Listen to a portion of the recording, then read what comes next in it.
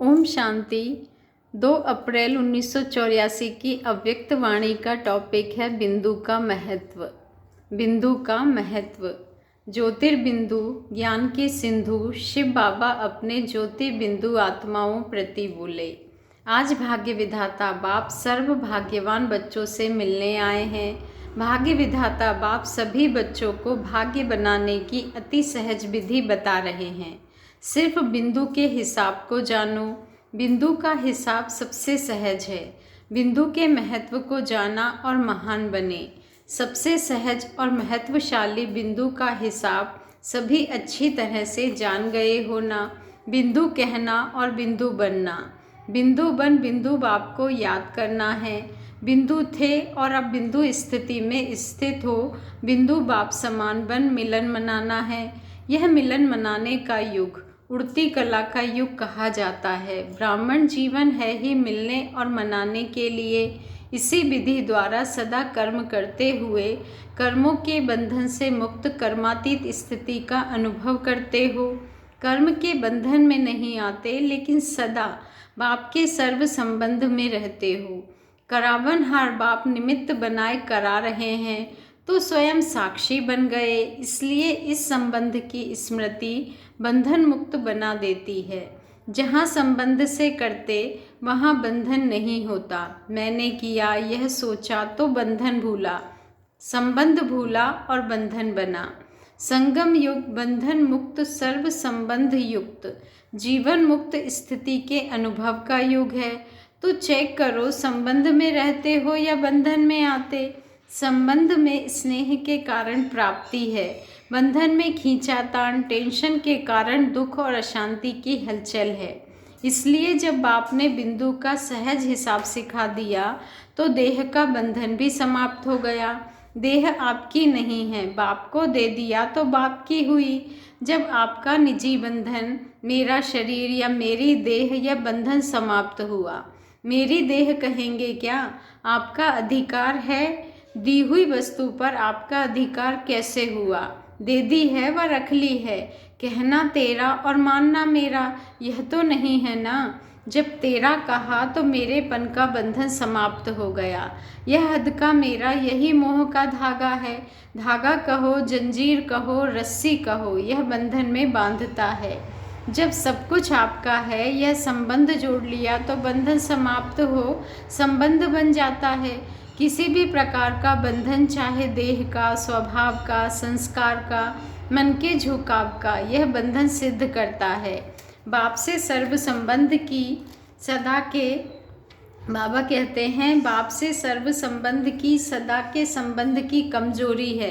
कई बच्चे सदा और सर्व संबंध में बंधन मुक्त रहते और कई बच्चे समय प्रमाण मतलब से संबंध जोड़ते हैं। इसलिए ब्राह्मण जीवन का अलौकिक रूहानी मजा पाने से वंचित रह जाते हैं। न स्वयं से संतुष्ट, न दूसरों से संतुष्टता का आशीर्वाद ले सकते। ब्राह्मण जीवन श्रेष्ठ संबंधों का जीवन है ही। बाप और सर्व ब्राह्मण परिवार का आशीर्वाद लेने का जीवन।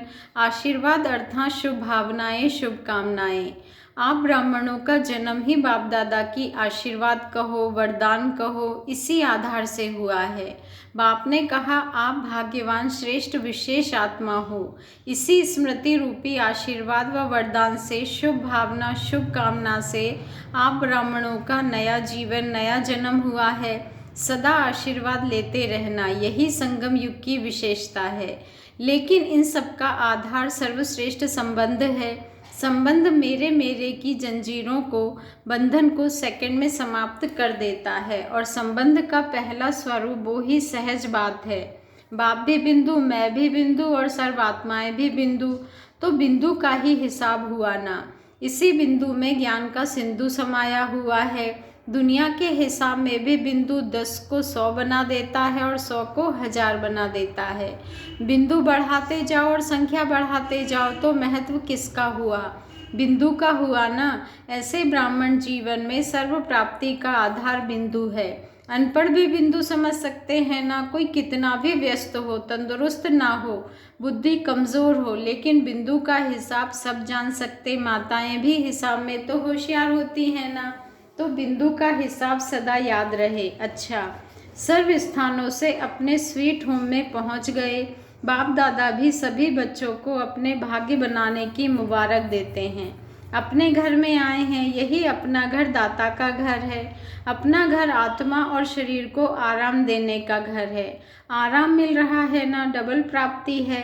आराम भी मिलता, राम भी मिलता, तो डबल प्राप्ति हो गई ना। बाप के घर का बच्चे श्रृंगार हैं। बाप दादा घर के श्रृंगार बच्चों को देख रहे हैं। अच्छा, सदा सर्व संबंध द्वारा बंधन मुक्त कर्मातीत स्थिति का अनुभव करने वाले, सदा बिंदु के महत्व को जान महान बनने वाले, सदा सर्वात्माओं द्वारा संतुष्टता की शुभ भावना शुभ कामना की आशीर्वाद लेने वाले, सर्व को ऐसी आशीर्वाद देने वाले, सदा स्वयं को साक्षी समझ निमित्त भाव से कर्म करने वाले, सदा ऐसे अलौकिक रूहानी मौज मनाने वाले, सदा मजे की जीवन में रहने वाले, बोझ को समाप्त करने वाले, ऐसे सदा भाग्यवान आत्माओं को भाग्य विधाता बाप की याद प्यार और नमस्ते। और हम रूहानी बच्चों की रूहानी बाप दादा को दिल से याद प्यार, गुड मॉर्निंग और नमस्ते। शुक्रिया बाबा, शुक्रिया। दादियों से मुलाकात। अव्यक्त बाप दादा ने कहा, समय तीव्र गति से जा रहा है, समय तीव्र गति से जा रहा है। जैसे समय तीव्र गति से चलता जा रहा है, ऐसे सर्व ब्राह्मण तीव्र गति से उड़ते हैं। इतने हल्के डबल लाइट बने हैं, अभी विशेष उड़ाने की सेवा है। ऐसे उड़ाती हो, किस विधि से सबको उड़ाना है। क्लास सुनते सुनते क्लास कराने वाले बन गए। जो भी विषय आप शुरू करेंगे उसके पहले उस विषय की पॉइंट सबके पास होगी। तो कौन सी विधि से उड़ाना है, इसका प्लान बनाया है। अभी विधि चाहिए हल्के बनाने की। यह बोझ ही नीचे ऊपर लाता है। किसको कोई बोझ है, किसको कोई बोझ है, चाहे स्वयं के संस्कारों का बोझ, चाहे संगठन का, लेकिन बोझ उड़ने नहीं देगा। अभी कोई उड़ते भी हैं तो दूसरे के जोर से, लेकिन दूसरे के जोर से उड़ने वाले कितना समय उड़ेंगे। जैसे खिलौना होता है, उसको उड़ाते हैं, फिर क्या होता, उड़कर नीचे आ जाता। उड़ता जरूर है लेकिन सदा नहीं उड़ता। अभी जब सर्व ब्राह्मण आत्माएं उड़े, तब और आत्माओं को उड़ाए, बाप के नज़दीक पहुंचा सके। अभी तो उड़ाने के सिवाय, उड़ने के सिवाय और कोई विधि नहीं है।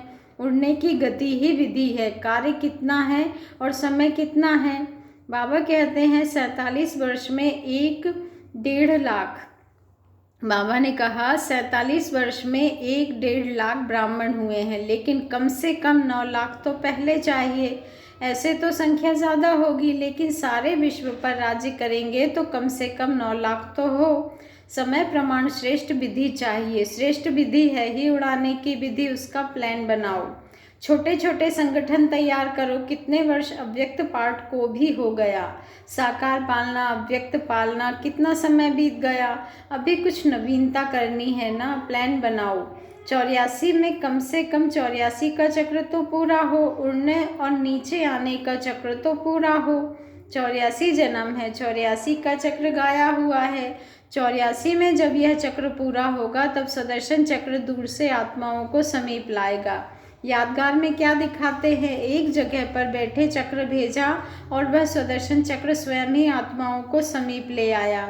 स्वयं नहीं जाते, चक्र लगाते हैं। तो पहले यह चक्र पूरे हो, तब तो सुदर्शन चक्र चले। तो अभी 84 में यह विधि अपनाओ तो सब हद के चक्र समाप्त हो। ऐसे ही सोचा है ना। अच्छा, टीचर्स से मुलाकात। टीचर्स तो है ही उड़ती कला वाली, निमित्त बना, यही उड़ती कला का साधन है। तो निमित्त बने हो, अर्थात ड्रामा अनुसार उड़ती कला का साधन मिला हुआ है। इसी विधि द्वारा सदा सिद्धि को पाने वाली श्रेष्ठ आत्माएं हो। निमित्त बनना ही लिफ्ट है, तो लिफ्ट द्वारा सेकंड में पहुंचने वाले उड़ती कला वाले हुए। चढ़ती कला वाले नहीं, हिलने वाले नहीं, लेकिन हिलाने से बचाने वाले। आग की सेंक में आने वाले नहीं, लेकिन आज आग बुझाने वाले। तो निमित्त की विधि से सिद्धि को प्राप्त करो। टीचर्स का अर्थ ही है निमित्त भाव। यह निमित्त भाव ही सर्व फल की प्राप्ति स्वतः कराता है। अच्छा, ओम शांति। शुक्रिया बाबा, शुक्रिया।